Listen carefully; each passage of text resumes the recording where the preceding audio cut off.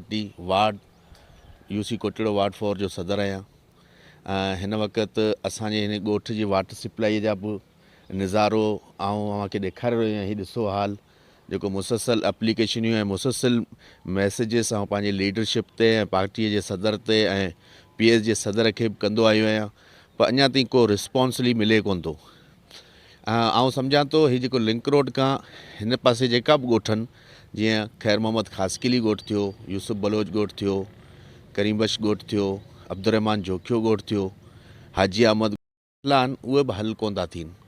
ऐं जहिड़े हिसाब सां ढेर पार उमर जामोट ॻोठ ऐं जेका बि तक़रीबन जेका असांजा हिन ॿाराड़ीअ जेका ॻोठनि, उन ॻोठ में बुनियादी मसइला हल कोन था थियनि। पाणी पीअण जो कोन्हे, जेको असांजे डिस्ट्रिक्ट मलीर जो हिन वक़्तु सदर थी वेठो आहे सलमान अब्दुल्ला मुराद साहब, ऐं पंहिंजो ज़िला कौंसिल जो चेयरमैन रहियो, तॾहिं हुन 15 ॾींहंनि जो वाइदो कयो हुन पाणी आणण जो। उहो अॼु बि असां पाणीअ खे नारियूं पिया त पाणी किथां पियो अचे।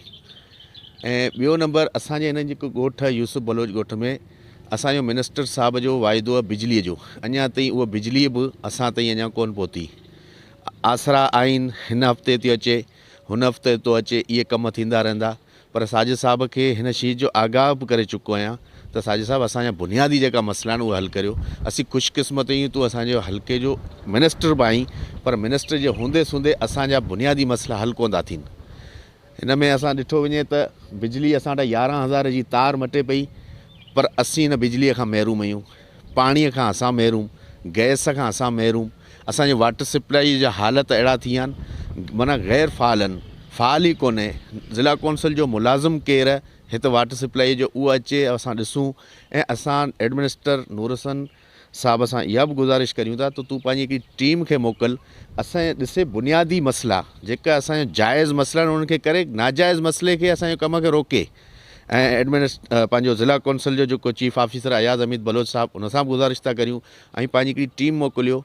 ऐं डिस्ट्रिक्ट मलीर जो सदर साहब सलमान अब्दुल्ला मुराद साहब सां इहा गुज़ारिश करियां थो त कम से कम पंहिंजे एरिया खे विज़िट करियो त कहिड़ा हाल आहिनि। हिन वक़्तु वज़ीर आला सिंध जा मुशीर बि आहियो ऐं डिस्ट्रिक्ट मलीर जा सदर बि आहियो। ॾिठो वञे त अञा ताईं असां को रिस्पॉन्सली न मिलियो। ऐं NA 236 असांजे जाम साहब MNA आहे, जाम साहब सां बि इहा गुज़ारिश था करियूं पंहिंजी टीम मोकिलियो, असांजे माण्हुनि जा मसइला ॾिसो कहिड़ा हालत आहिनि असांजा। असां न पाणीअ न गैस, असांजे वाटर सप्लाई जूं दीवारियूं बिल्कुलु ख़तमु आहिनि। ख़ुदा न ख़ासि कंहिं ॿार जे मथां किरी वई त उहो ॿार बि जेको आहे न नुक़सानु थी सघे थो। ऐं लिहाज़ा अला